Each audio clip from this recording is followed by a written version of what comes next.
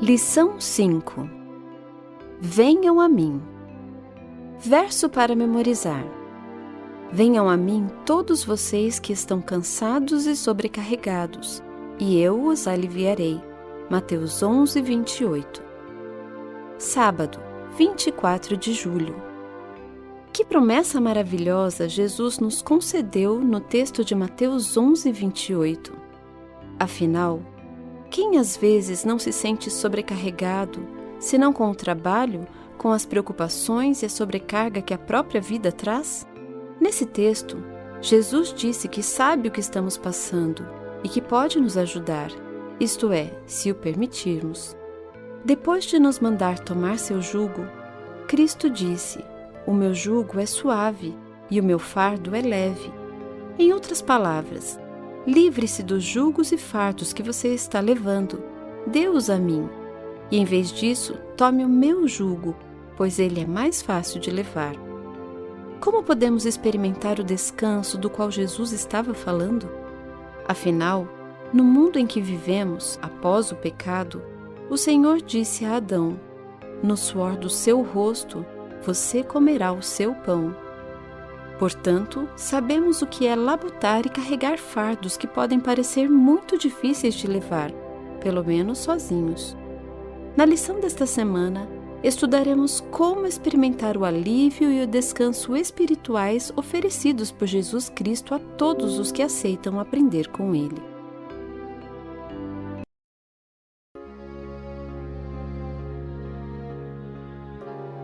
Domingo, 25 de julho. Verso para memorizar. Venham a mim todos vocês que estão cansados e sobrecarregados, e eu os aliviarei. Mateus 11, 28. Eu os aliviarei. Ouça Mateus 11, 20 a 28. Então começou ele a lançar em rosto as cidades onde se operou a maior parte dos seus prodígios ou não se haverem arrependido, dizendo: Ai de ti, Corazim! Ai de ti, Betsaida! Porque se em Tiro e em Sidom fossem feitos os prodígios que em vós se fizeram, há muito que se teriam arrependido, com saco e com cinza. Por isso, eu vos digo que haverá menos rigor para Tiro e Sidom no dia do juízo do que para vós.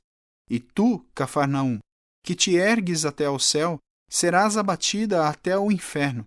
Porque, se em Sodoma tivessem sido feitos os prodígios que em ti se operaram, teria ela permanecido até hoje. Eu vos digo, porém, que haverá menos rigor para os de Sodoma no dia do juízo do que para ti. Naquele tempo, respondendo Jesus, disse: Graças te dou, ó Pai, Senhor do céu e da terra, que ocultaste estas coisas aos sábios e entendidos, e as revelaste aos pequeninos. Sim, ó Pai, porque assim te aprouve.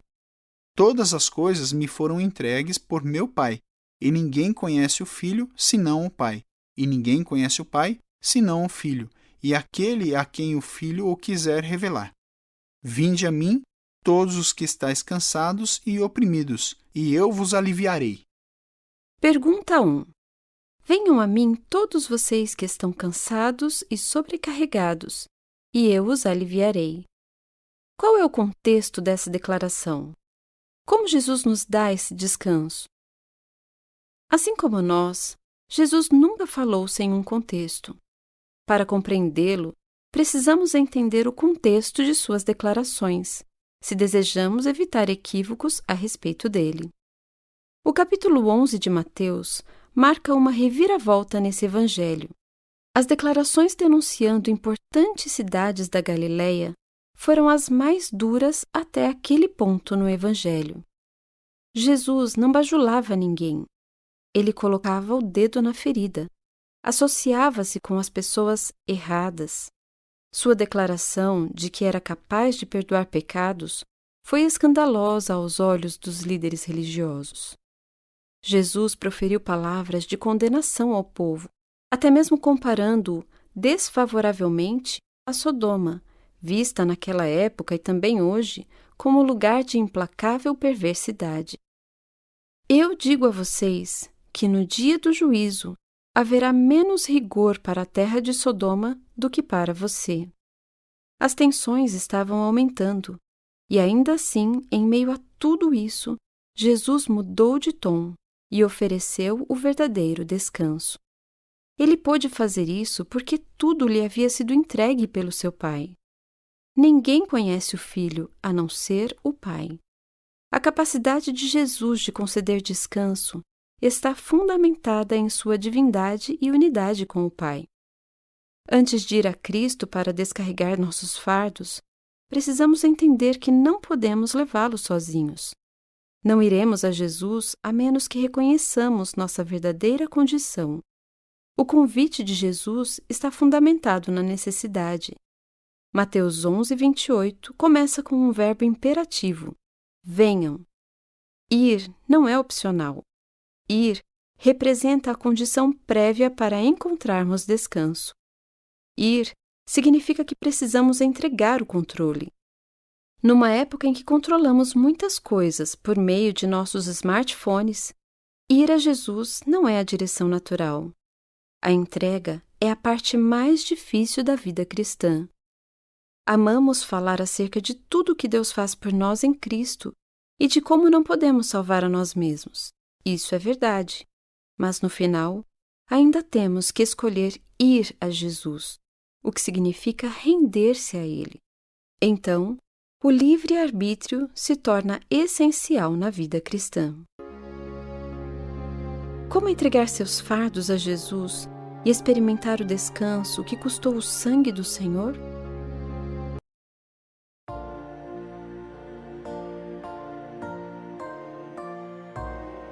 Segunda, 26 de julho. Verso para memorizar. Venham a mim todos vocês que estão cansados e sobrecarregados, e eu os aliviarei. Mateus 11:28. Tomem sobre vocês o meu jugo. Ouça Mateus 11:29 e 30. Tomai sobre vós o meu jugo, e aprendei de mim, que sou manso e humilde de coração, e encontrareis descanso para as vossas almas, porque o meu jugo é suave e o meu fardo é leve. Pergunta 2.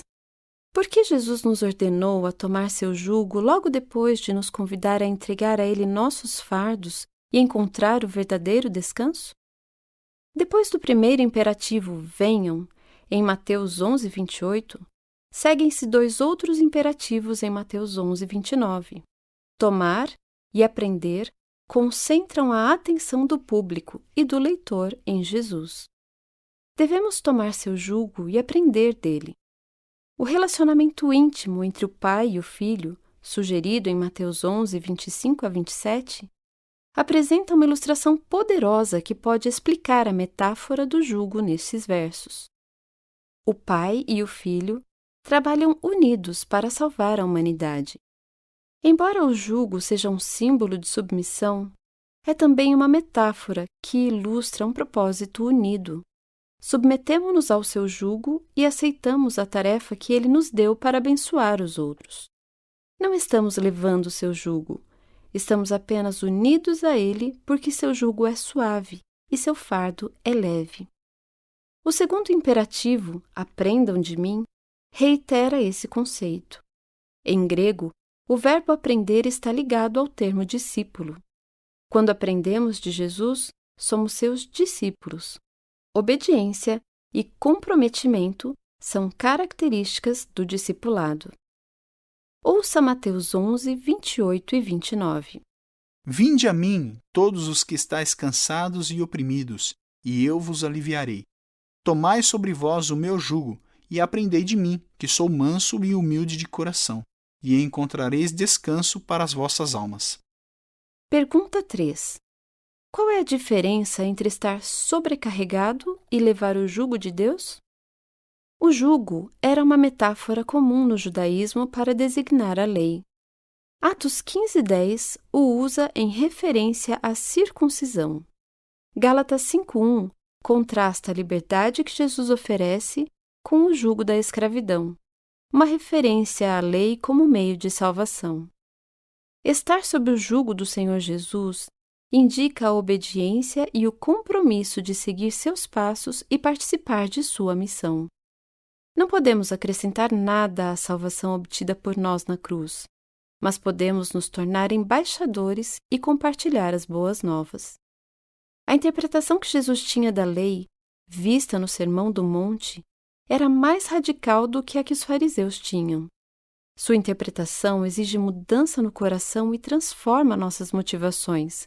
Seu jugo é suave e seu fardo leve. Você tem experimentado esse descanso no coração? Ao nos concentrarmos em Jesus e no que Ele oferece, como podemos receber esse descanso?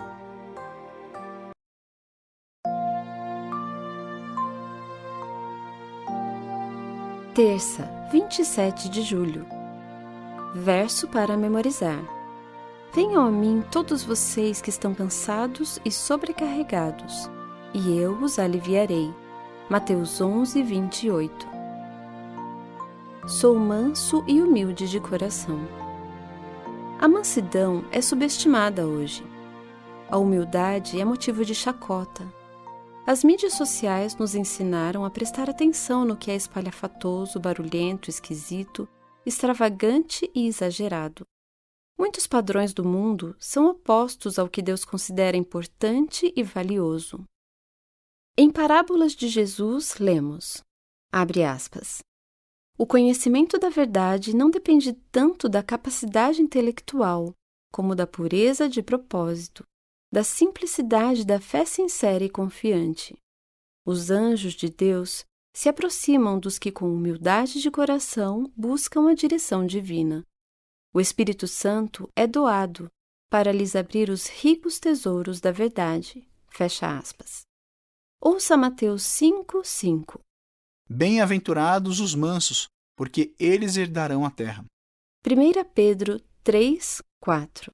Mas o homem encoberto no coração, no incorruptível traje de um espírito manso e quieto, que é precioso diante de Deus. Isaías 57:15. Porque assim diz o alto e o sublime, que habita na eternidade, e cujo nome é santo, num alto e santo lugar habito, como também com um contrito e abatido de espírito, para vivificar o espírito dos abatidos, e para vivificar o coração dos contritos. Pergunta 4. Como você definiria mansidão e humildade? Paulo se referiu à mansidão e bondade de Cristo. Mansidão e humildade não são traços de pessoas fracas e que não conseguem defender sua posição. Muitas vezes, Jesus evitou confronto porque sua missão ainda não havia sido cumprida. Contudo, quando era confrontado, ele respondia com coragem. No entanto, falava com amor. Seus lamentos sobre Jerusalém pouco antes da cruz, por exemplo, não foram brados de maldição, mas ilustrações repletas de lágrimas a respeito de um futuro devastador. Jesus foi retratado como o segundo Moisés. Ele discursou em um monte ao apresentar os princípios de seu reino. Com um milagre, ele providenciou comida para multidões. Moisés foi manso, assim como Jesus. Os que testemunharam a alimentação de 5.000 pessoas clamaram: este é verdadeiramente o profeta que devia vir ao mundo. Uma referência à função profética de Moisés. A humildade e mansidão de Jesus superam as de Moisés. Ele é o divino Salvador. Embora Moisés tivesse se oferecido para salvar seu povo, sua morte não teria realizado nada, pois Moisés era pecador e precisava de um Salvador que pagasse por seus pecados. Aprendemos com Moisés e com sua vida, mas não encontramos salvação nele. Necessitamos de um Salvador que tome nosso lugar como intercessor e substituto. A intercessão é importante, mas somente o Deus pendurado no madeiro, que levou nosso pecado, que pagou a pena pelos nossos pecados, poderia nos salvar das consequências legais dos pecados. Jesus deu um grande exemplo, mas tudo seria inútil sem a cruz e a ressurreição.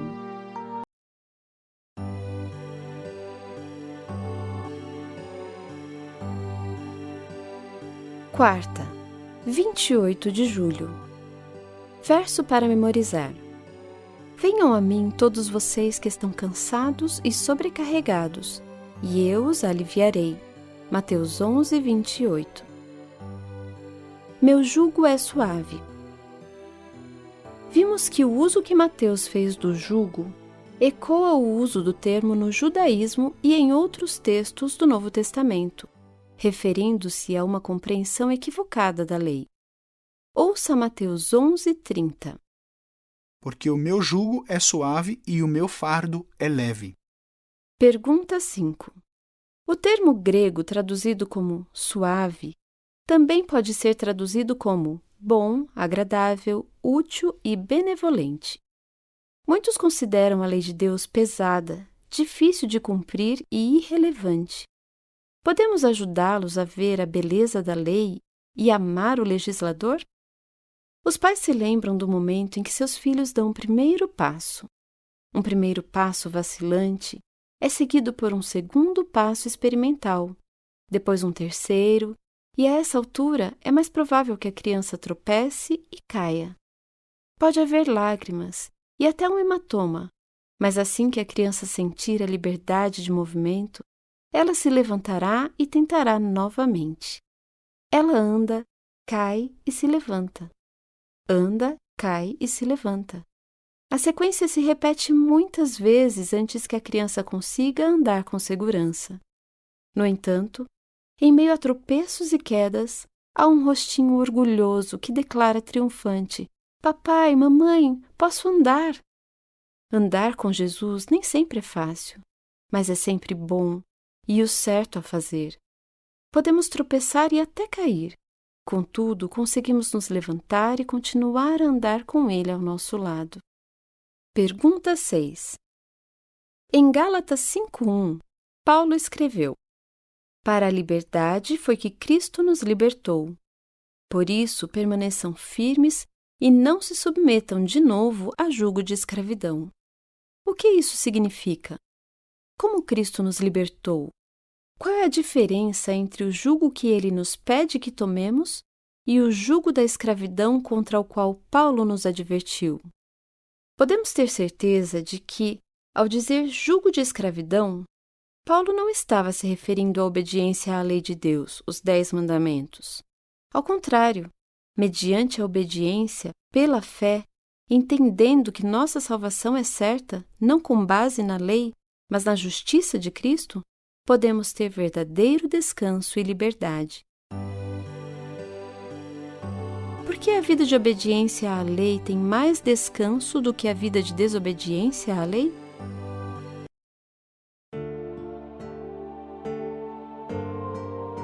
Quinta, 29 de julho. Verso para memorizar. Venham a mim todos vocês que estão cansados e sobrecarregados, e eu os aliviarei. Mateus 11, 28. Meu fardo é leve. Jesus utilizou a ilustração do fardo. O meu jugo é suave e o meu fardo é leve. Ouça Êxodo 18, 13 a 22. E aconteceu que no outro dia, Moisés assentou-se para julgar o povo, e o povo estava em pé diante de Moisés desde a manhã até a tarde. Vendo, pois, o sogro de Moisés tudo o que ele fazia ao povo, disse: Que é isto que tu fazes ao povo? Por que te assentas só e todo o povo está em pé diante de ti desde a manhã até a tarde? Então disse Moisés a seu sogro: É porque este povo vem a mim para consultar a Deus. Quando tem algum negócio, vem a mim, para que eu julgue entre um e outro e lhes declare os estatutos de Deus e as suas leis. O sogro de Moisés, porém, lhe disse: Não é bom o que fazes. Totalmente desfalecerás, assim tu como este povo que está contigo, porque este negócio é muito difícil para ti. Tu só não o podes fazer. Ouve agora minha voz, eu te aconselharei, e Deus será contigo. Sê tu pelo povo diante de Deus, e leva tu as causas a Deus. E declara-lhes os estatutos e as leis, e faz-lhes saber o caminho em que devem andar, e a obra que devem fazer. E tu, dentre todo o povo, procura homens capazes, tementes a Deus, homens de verdade que odeiem a avareza, e põe-nos sobre eles por maiorais de 1.000, maiorais de 100, maiorais de 50 e maiorais de 10, para que julguem este povo em todo o tempo, e seja que todo negócio grave tragam a ti, mas todo negócio pequeno eles o julguem. Assim, a ti mesmo te aliviarás da carga, e eles a levarão contigo. Pergunta 7. Moisés ficou feliz ao ver seu sogro Jetro depois que Israel tinha deixado o Egito e cruzado o mar. Como foi levar o fardo de outra pessoa nessa história? Êxodo 18:13 revela que as pessoas iam a Moisés em busca de julgamento desde a manhã até a noite. Quando o sogro de Moisés viu a situação, ele implorou ao seu genro que estabelecesse uma estrutura que lhe permitisse se concentrar nas coisas importantes, enquanto confiava a outros o cuidado das coisas mais simples. As Escrituras declaram que Moisés deu ouvidos a Jetro e implementou essas mudanças vivificantes. Quando Jesus disse que seu fardo era leve, ele queria nos lembrar de que podemos confiar nele, o portador de fardos.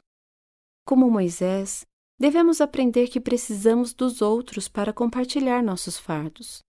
Em 1 Coríntios 12, 12 a 26, a imagem do corpo de Cristo oferece uma ilustração de como os fardos podem ser compartilhados. Precisamos de um corpo que funcione para poder carregar qualquer peso: pernas, braços, ombros, músculos e tendões. Ouça Gálatas 6:2.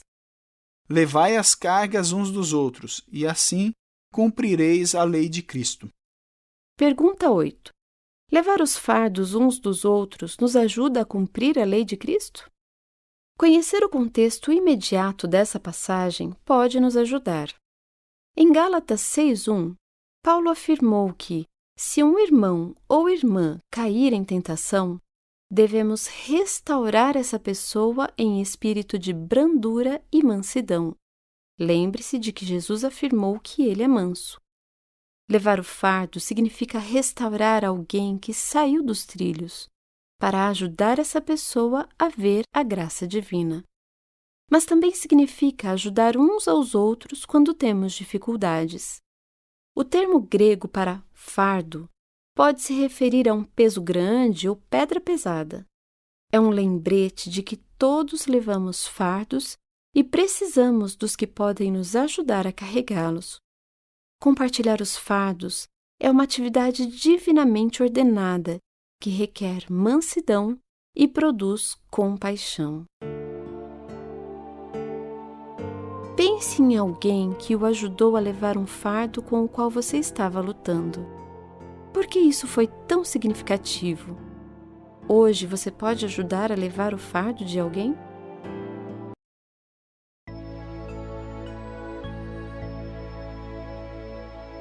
Sexta, 30 de julho. Verso para memorizar. Venham a mim todos vocês que estão cansados e sobrecarregados, e eu os aliviarei. Estudo adicional. Em orientação da criança, lemos, abre aspas, quando acharem difícil o seu trabalho, quando reclamarem das dificuldades e provas, quando disserem que não têm força para suportar a tentação, que não conseguem vencer a impaciência e que a vida do cristão é uma obra que exige muito esforço, estejam certos de que não estão levando o jugo de Cristo, estão levando o jugo de outro Senhor. Fecha aspas. Em Fé e Obras, lemos, abre aspas, há necessidade de constante vigilância e de fervorosa e eterna dedicação. Isso, porém, virá naturalmente se o coração é guardado pelo poder de Deus mediante a fé. Nada podemos fazer, absolutamente nada, para nos tornar merecedores do favor divino. Não devemos depositar toda a nossa confiança em nós mesmos, nem em nossas boas obras, mas quando, como seres falhos e pecadores, nos chegamos a Cristo, encontramos descanso em seu amor. Deus aceitará cada um dos que se chegam a Ele, confiando inteiramente nos méritos do Salvador crucificado. Brota o amor no coração. Pode não haver êxtase de sentimentos, mas haverá uma duradoura e pacífica confiança. Todo peso se tornará leve, pois leve é o jugo imposto por Cristo.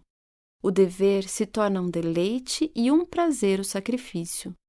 O caminho que antes parecia envolto em trevas torna-se iluminado pelos raios do sol da justiça. Isso é andar na luz, como Cristo na luz está. Fecha aspas. Perguntas para consideração. Você se lembra do momento em que se rendeu a Cristo? Qual foi o motivo? Estude a oração de Jesus. Como conhecer a graça?